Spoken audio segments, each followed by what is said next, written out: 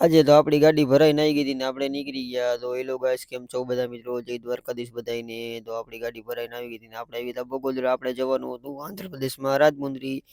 તો આ વાત બધા અમારા વિડીયો જોવા માટે લાઈક કરો, કમેન્ટ કરો. આપણી ઇન્સ્ટાની બાયોમાં યુટ્યુબનું ને ફેસબુકનું પેજ છે તો ફોલો કરો, સબસ્ક્રાઈબ કરો. તો આપણે બગોદરાથી નીકળી ગયા અને ચડી ગયા ખેડા ધોળકાવાળા રોડ ઉપર ને ધોળકા ખેડા થઈને પાછો આપણે ચડી ગયા હતા અમદાવાદ મુંબઈ વાળો હાઈવે ને આપણે આણંદથી ચડવાનો તો એક્સપ્રેસ.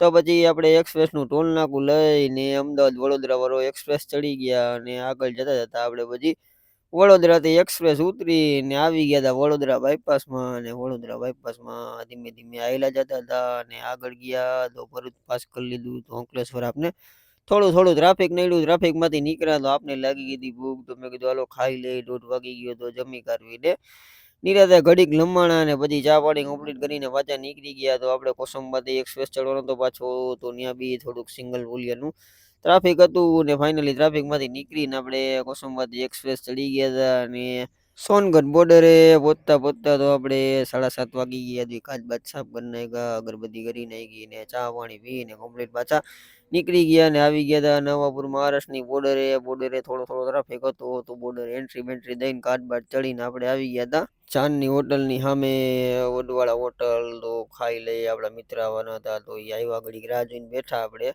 કુમાનસિંહ જાડેજા તો બે ભાઈ ખાઈ પીને પાછા નીકળી ગયા. ઠંડી બી ફૂલ હતી ને પછી ધીમે ધીમે હાલ્યા જતા હતા અને ધુલિયા વાસ કરી લીધું. તો ખુમાનભાઈ કે ચા પાણી પીવાય તો ચા પાણી પીવા આવી ગયા અને ચા પાણી કમ્પ્લીટ કરીને પાછા નીકળી ગયા અને આગળ જતા જતા 2 વાગી ગયા. પારોલા પહોંચ્યા તો નીંદર આવતી હતી આપને. તો મેં કીધું હવે 2 કલાક અહીંયા સુઈ જાય. તો હવે અહીંયાની રીતે સુઈ જાય. તો મળીએ હવે નેક્સ્ટ વિડીયોમાં.